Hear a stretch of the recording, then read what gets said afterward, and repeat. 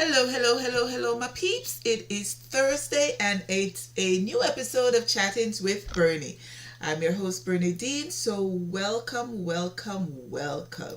You know how we do every Thursday. We do a roundup of news and sports and politics, entertainment, and all of that stuff. So, if you're joining for the first time, say hi, say hello, drop a comment. Let's see, you know, who have got joining me tonight, as well as if you've missed past episodes, they can be found on YouTube on the Chattingz with Bernie YouTube channel.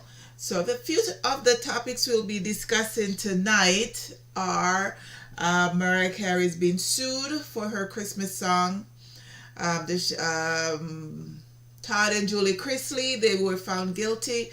The woman woke up from coma to find her boyfriend left her and blocked her on social media, and other stories. So as usual, we're going to start with our entertainment section. And as mentioned, Mariah Carey was sued last Friday for her 1994 holiday anthem, All I Want for Christmas Is You, over claims that she misappropriated the song from an earlier version. Andy Stone, also known as Vince Vance from the country pop band Vince Vance and the Valiants, say that 5 times fast, filed a complaint in New Orleans federal court stating that he co-wrote a song with the same title 5 years before Carey. He is seeking $20 million in damages for the alleged copyright infringement and misappropriation from Carey. Her co-writer, Walter Afanasieff, and Sony Music Entertainment. Stone co-wrote and recorded the Vince Vance and the Valiants version of All I Want for Christmas Is You in 1989, according to the lawsuit. He claims the track received extensive airplay in 1993 and began making appearances on the Billboard music charts. Carey's version was released in 1994 on her Merry Christmas album. The two songs have different lyrics and melodies. Stone accused the defendants of illegally exploiting his popularity and unique style and for causing confusion with audiences by recording the newer song without his permission. Carey's version of All I Want for Christmas Is You is hard to miss around the holiday season, receiving widespread play on the radio and on streaming services.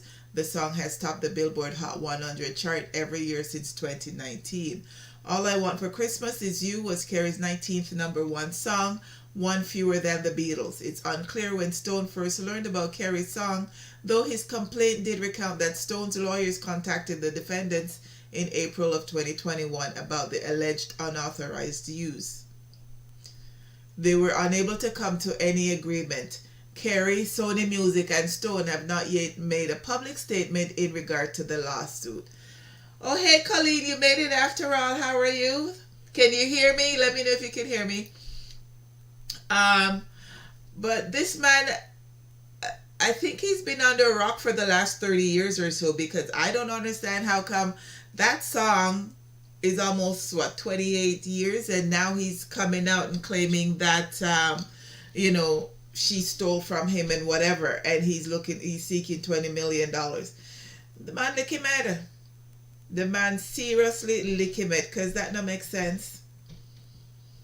That don't make sense at all, because that is something I'm sure that it come from years ago. But everybody likes to sue somebody, so we'll see how that one goes, and I'll keep you guys posted.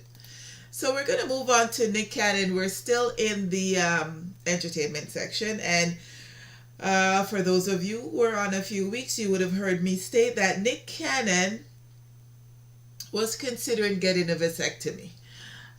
He was also considering celibacy and all of that stuff. That's because of the amount of kids that he's had within the last year. I think in 2021 he had about 3 or 4 that were born, and couple of years previous plus. So basically in the last 2 to 3 years he's had 7 kids with like 5 different people, not including the twins that he has with Mariah Carey, whom he was married to for a brief while. So he was on a podcast this weekend, and he's got a kid coming soon. That'll be his 8th child. So I'll just read. So Nick Cannon, show host 41, confirmed that he's expecting more children this year while visiting the Lip Service podcast on June 7th. The stork is on the way, Nick said. If you thought the numbers I put up in 2021 was wait till 2022. You know, there was a lot of kids last year. Nick's announcement came less than a week after model Abby De La Rosa, with whom he shares 11-month-old twins Zion Mixolydian and Zillion Hare, confirmed that she is pregnant on a June 30 Instagram post. So right, that's why 2 people already are stated them pregnant for him, and they're going to be having babies this year. During the interview, Nick also revealed that shortly after starting the Nick Cannon show, he was encouraged by his therapist to chill out, and he decided to become celibate in October 2021. He said, I was supposed to make it to the top of the year, but obviously I started going through some stuff. I got depressed with the loss of my son, Nick explained. And the thing is, you know, because everybody saw I was so down, everybody was like, let me just give him a little vagina. That's gonna cure it all. He continued, I fell victim to it because I was in a weak state. All in all, Nick shared that he was celibate for around a month and a half strong, adding, I was trying to do it. I had a new show, new energy. I was dealing with a lot. When asked if he would ever put an end to his current lifestyle, Nick shut down the idea. I feel like I'm going to live this lifestyle for the rest of my life, and I'm very comfortable with it. I probably have better platonic friendships with women. He shared that more than anything, he likes being by himself than with others, adding, I value being alone. I like my space. He also stated that he has very different relationship dynamics with each of the women in his life. There's nothing the same. To me, it's a spiritual connection, he shared. You're going to be aligned and in tune with people at certain different levels. I'm at a point in my life, I don't want to have pointless sex. This needs to be something. We need to reach a certain level emotionally, spiritually, he said, and that's probably why it ends up in children, because I'm not interacting with anybody that I don't really have a true love and like I want to build something with. So let's just say we can expect that, you know, he will possibly have maybe another 4 or 5 kids this year, who knows how many next year, all with different women. So kudos to him, he can afford it. So still in the entertainment section, and this rapper is the one on the left is a rapper by the name of Trouble, and the man on the right is the one that's accused of killing him, and this is a whole nother situation as well. So the man accused of killing influential Atlanta rapper Trouble on June 5th is now in custody. The 34-year-old musician born Mariel Orr was fatally shot while sleeping in the apartment of a female companion in Atlanta. Jamichael Jones, age 33, turned himself into authorities on the morning of June 7th. Jones is the ex-boyfriend of the woman whose house Trouble was in, and he had physically abused her previously, which led to them splitting about a week before the shooting. Reporter Tori Cooper said that police set up outside of Jones's mother's house, and when he called her, she had him speak to law enforcement. The officers and his mom convinced him to turn himself in peacefully. The sheriff said he did not think Jones expressed any remorse right now, but posited that he turned himself in because he was afraid.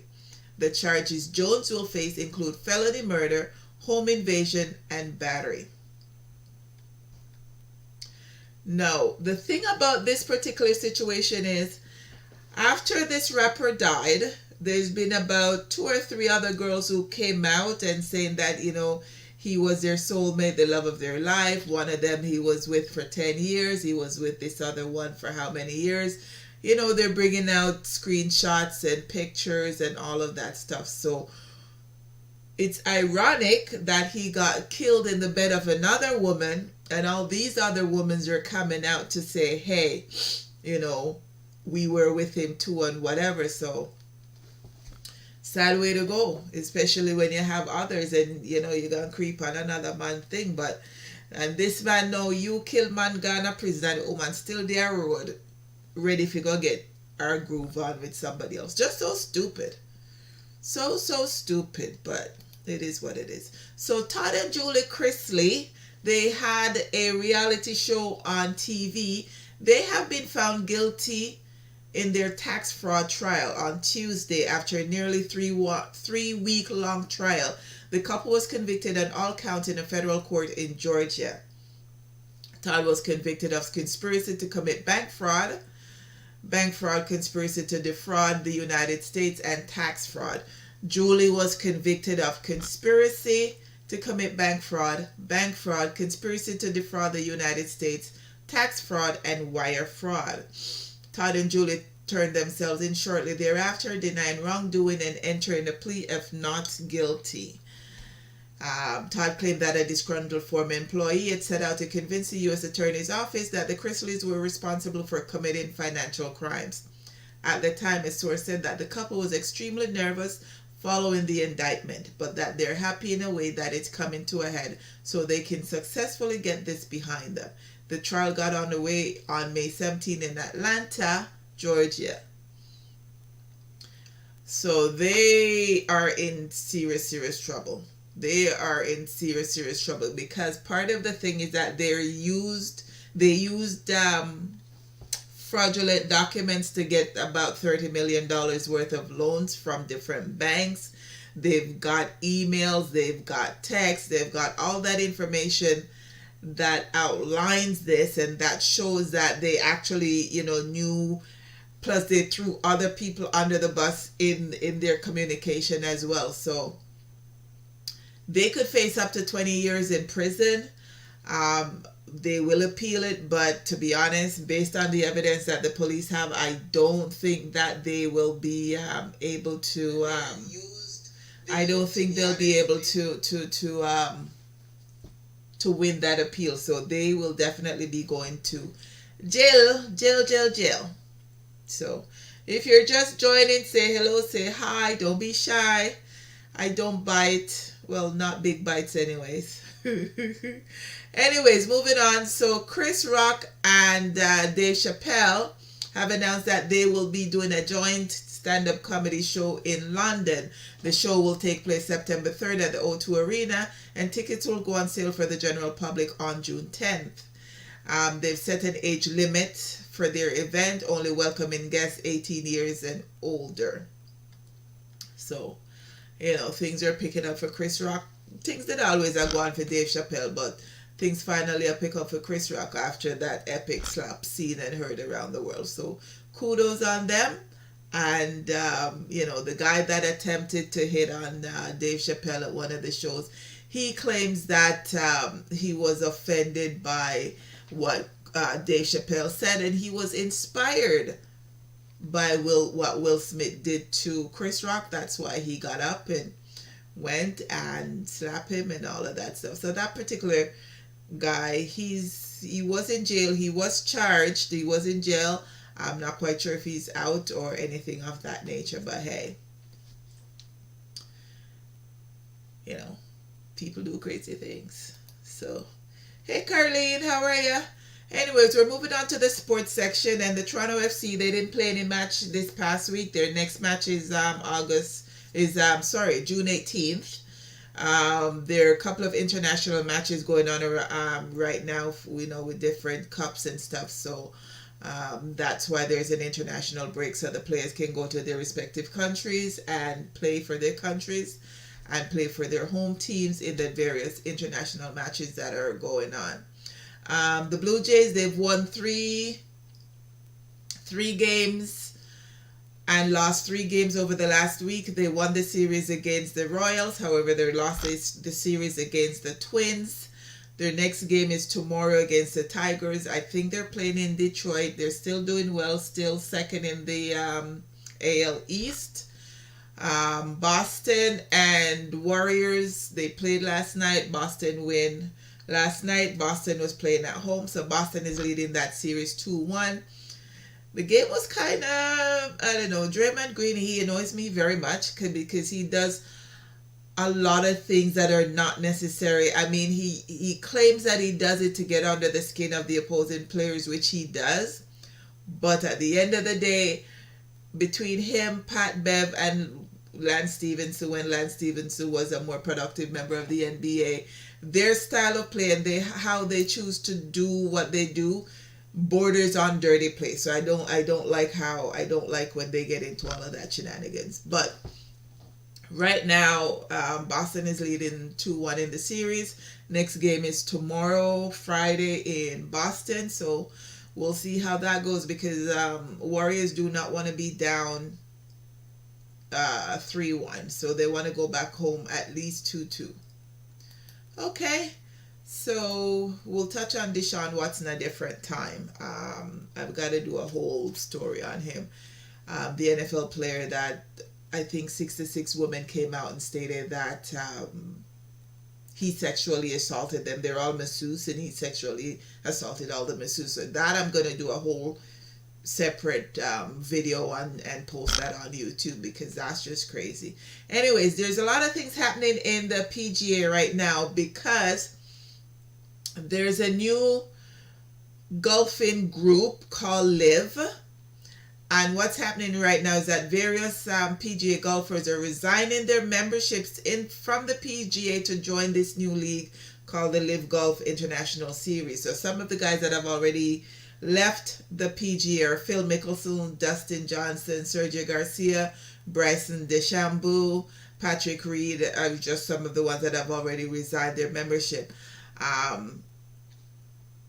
There's some controversy with regards to who is the money behind LIV. So LIV, LIV, is the actual the LIV is the Roman numerals for 54, and they're saying that one of the significant difference is the amount of holes that players will be playing over 3 days. It's only 54 holes, as opposed to, I think on PGA it's 4 days and 72 holes different over the 4 days. Again, it's called it because of the Roman numerals, and it's controversial because of the source of its funding. It's being funded by the Saudi Arabia's PIF, and the PIF serves as the financial arm of the Saudi government, which has committed numerous human rights violations. So apparently, while a lot of the golfers have signed up with them, is because of the amount of money they're being paid to join. Greg Norman, who's the CEO, stated that Tiger Woods was offered high 9 figures. So high 9 figures would mean that they've thrown out the fact that it could have been close to $1 billion, but he turned it down. Phil Mickelson, it was rumored that he was paid over 100 million plus just to join. He doesn't, not even to play, just to come join, and then if you play and you win, that's added bonus. Dustin Johnson was also paid over 100 million plus. Some of those who have joined are still able to participate in the 4 major U.S. Opens that are held yearly. However, the ones that have resigned, they're not able to play in the Ryder Cup or FedEx Cup. Now, with Phil Mickelson, there's been intense backlash because in February he defended his association with the LIV Golf despite describing the Saudi government as scary mother effers who kill Khashoggi and execute people for being gay. Mickelson's longtime sponsors, Callaway, KPMG, and Amstel Light, dropped him soon after that. Johnson's inclusion in the field of LIV Golf's first tournament. So the first tournament is being held this weekend in London. The PGA has a tournament in the Canadian Open is being held here in Toronto over this weekend. So, there's that conflict there as well. So Johnson's inclusion in the field of LIV Golf's first tournament was a bombshell, considering that the 2020 Masters champion firmly expressed allegiance to the PGA Tour in February. Again, that was before he was offered 100 million plus. So Garcia, Johnson, Na, and Oosthuizen resigned from the PGA Tour this week. DeChambeau and Reed will compete in LIV Golf's second tournament in Portugal beginning June 30.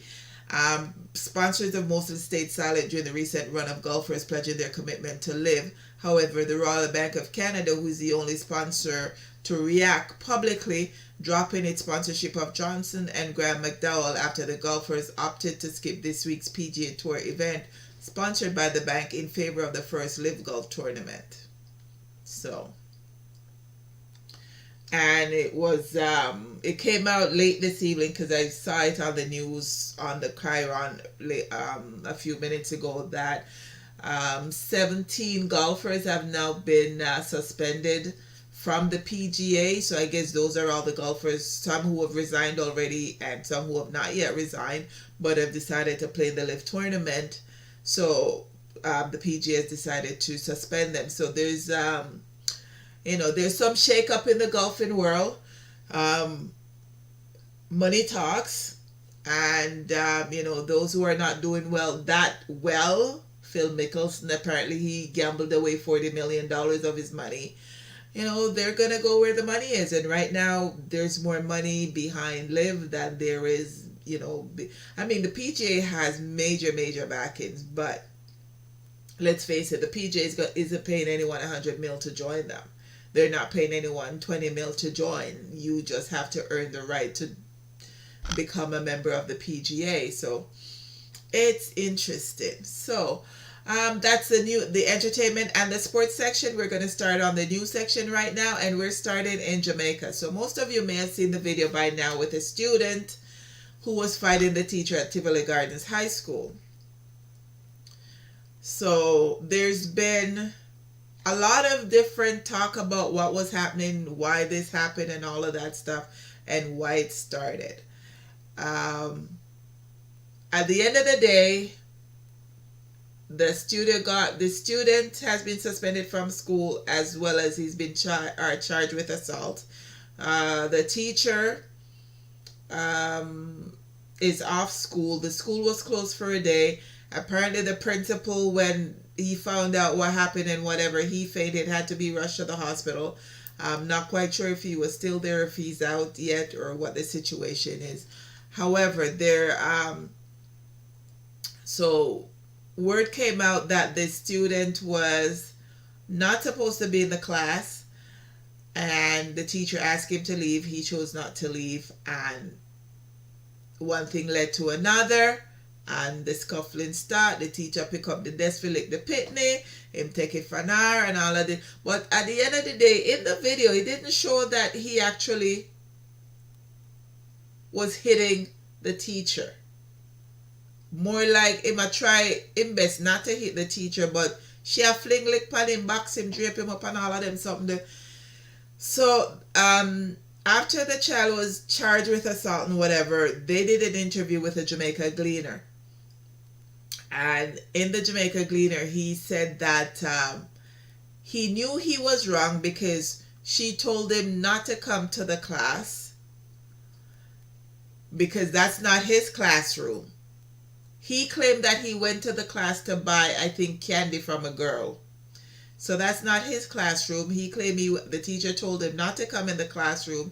He decided to disobey the teacher and went into the classroom anyways. I guess the teacher got upset because he disobeyed and disrespected her and all of those things. The mother is saying that, he's a good student and that her son has never been in trouble with anybody. Her son is not a troublemaker and all of those stuff. So we don't know if she's saying that she wants him to continue school because he wants to become a soldier like his older brother, and his older brother was always talking to him about not getting in trouble and all of those things. So we're not sure what's going to happen with this. Everything's going to go slow right now. We don't know if he's going to be able to go back to school. But at the end of the day, it's not a good look for the school, the teacher, or the student. So, yeah. So we're circling around to Toronto, and a couple of weeks ago I brought up this story about a little girl that the police discovered her body in the garbage bin. They've since done a reconstruction of her facial features, and they've circulated that. They've also in their investigating, they've put back out the blankets and stuff that she was found in and all of that stuff. So they're saying that it is unlikely that a little girl whose remains were found in a Rosedale construction dumper last month has ever been reported missing. So on May 2nd, police. Hey Charmaine, how are you? Hope all is well. Thanks for checking in. Hey Carlene, thanks for checking in. Yeah, so they said that they responded to a call in the Castle Frank and Dale Avenue area at around 4:40 p.m. They said humans remain were located in a dumpster outside a home. And when they saw it, it was a little black girl. They said that she had all her teeth and everything else. Now they're saying that she may have been dead for since last summer or maybe longer, but they're saying that she was just recently dumped in the bin at that point when she was found. But they're saying that she has been dead for a while. That means she was dead for months and months and months, and then I guess whomever decided to be dumped. They said that they've checked the Ontario Missing Persons. They've run analysis on her DNA and everything else, and they haven't been able to identify her. They found no matches. There's no evidence of her being linked to any other missing children. They said that they've had 58 missing kids, and so far they've been able to account for about 8 of those missing kids. So I don't understand. Like, this puzzled me from day one when them just find the purse, find the body, because if it's the parent that killed the kid, isn't there another family member who might have missed the child? Or are they only here by themselves in the country with no other family? Like, this no makes sense. They're also looking for a Porsche Cayenne SUV, model year between 2011 and 2014. They said that the car was captured on camera in the area. Apparently the car went up to the area, stopped, stayed for about 20 seconds and left. So they want to identify the driver of the car. They're saying that, it might be an innocent party in the car, but they want to know why they stopped at the bin and didn't do anything and drove away. So, but it's sad that she just dead and then just dump person. There's nobody that have come forward with as much publicity as this has gotten. Nobody has come forward to say, my neighbor had a daughter, or my cousin. Like, nobody knew this kid. That's sad. Very, very sad. But we're moving on, and we're gonna go to Jamaica. This particular story, me find a height of carelessness, because if this particular item was in America or Canada, I know it would have get fixed already by the manufacturer. So Jamaicans have expressed concern that the country will be without the radar for the Atlantic hurricane season, which commenced on June 1. The authorities were hoping to commission the radar into full operation in time for the season, but with a defect issue, this will not be possible. So Doppler radars help to locate precipitation and calculate the motion of rain, hail, and other conditions. They're stating that they indicated that the mechanical defect involving the antenna assembly was detected by technical experts at the radar station on March 9th. So that's a March, April, May, June, right? They're also stating it was a manufacturer's defect and could not have been prevented by the meteorological service.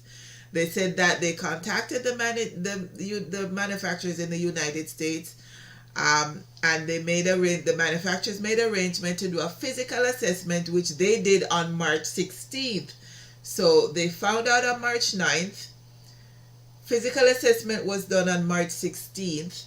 Situation report was done, and they outlined a plan of what the corrective action should be for fixing this problem.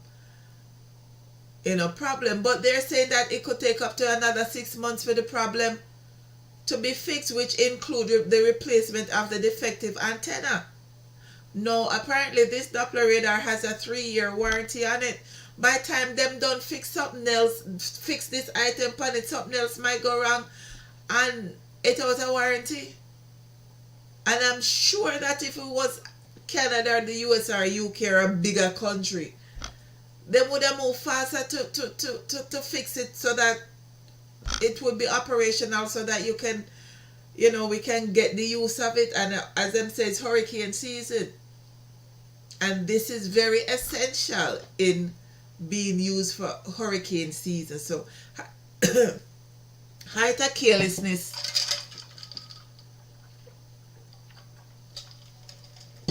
Height of carelessness. For that thing out of place for so long and them not fix it. But anyways, we're staying in Jamaica, and the Clarendon teacher who was arrested after a 14-year-old girl who had been missing was found at his home has been granted $2 million bail. David Osborne, aged 34, was offered bail last Friday and was ordered to return to the Lionel Town Parish Court in Clarendon on July 21st. He's charged with sexual grooming, abduction of a person under 16, having sexual intercourse with a person under age 16, and grievous sexual assault. The offenses allegedly took place between 2019 and 2022. So if she is now 14, 2019 would have been 3 years ago. So that started when she was 11. And he's 34, so he would have been 31. Oh, Lord. On May 19th this year, the girl left her home and did not return. It is reported that on May 21st, the girl was found at Osborne's home in Clarendon, and he was arrested and charged.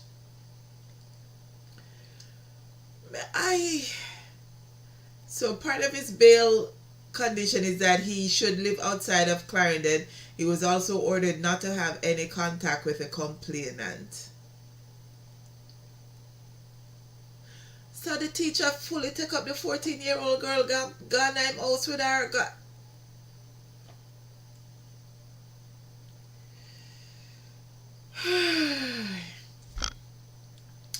We're moving on to Arizona.